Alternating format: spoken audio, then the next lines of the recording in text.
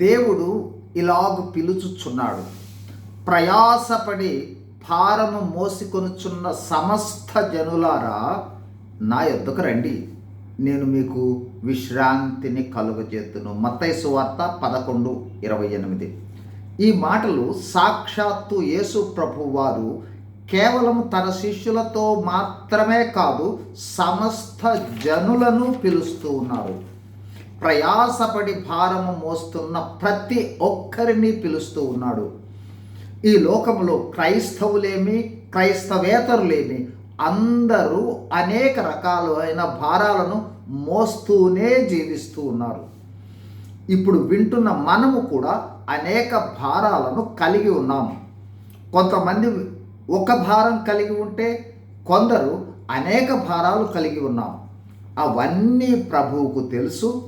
ఎందుకంటే మనందరి హృదయాంతరాలను ఎరిగిన దేవుడు ప్రతిదీ తేటగా తెలుసు. దేవుడు నిన్ను పేరు పెట్టి పిలుస్తూ ఉన్నాడు. నీ భారము నాకు తెలుసు, నీ భారములు నాకు తెలుసు, నా వద్దకు రా చాలు అని అంటూ ఉన్నాడు. వచ్చి కేవలము నీ భారము నా మీద వెయ్యి, చాలు, నేను భరిస్తాను, నేను నీకు విశ్రాంతిని కలుగజేస్తాను అంటూ ఉన్నాడు ప్రభువు. కీర్తనలు 55:26. నీ భారము యెహోవా మీద మోపము, ఆయనే నిన్ను ఆదుకొనును. 1 పేతురు 5:7. ఆయన మిమ్మును గూర్చి చింతించుచున్నాడు కనుక మీ చింత యావత్తు ఆయన మీద వేయుడి. ప్రియ దేవుని బిడ్డ, నీవెవ్వరివైనను సరే చింతిస్తున్నావా? ప్రభు అంటూ ఉన్నాడు, నేను నీ కోసం చింతిస్తున్నాను, నీకెందుకు చింత అంటూ ఉన్నాడు.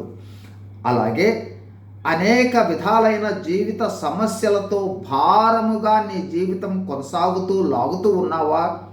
నీ భారము నా మీద వెయ్యి, నేను మోస్తాను, నీ భారాన్ని తొలగిస్తాను అంటూ ఉన్నాడు ప్రభువు. దేవుని మాటలు యథార్థం, నిశ్చయం, ఒక పొల్లు కూడా తప్పిపోదు. ఆయన వాగ్దానం ఇచ్చి నెరవేర్చే దేవుడు. ఆయన వాగ్దానాలన్నీ జరిగేవే. నీ చింత ఎలాంటిదైనా, నీ భారం ఎంతటిదైనా కేవలము దేవునిని ప్రార్థించి ఆయన మీద వెయ్యి, నిశ్చింతగా మర్చిపో. దేవుడు అద్భుతమైన విధంగా సహాయం చేసి నెమ్మది, విశ్రాంతి, సంతోషాన్ని ఇస్తాడు.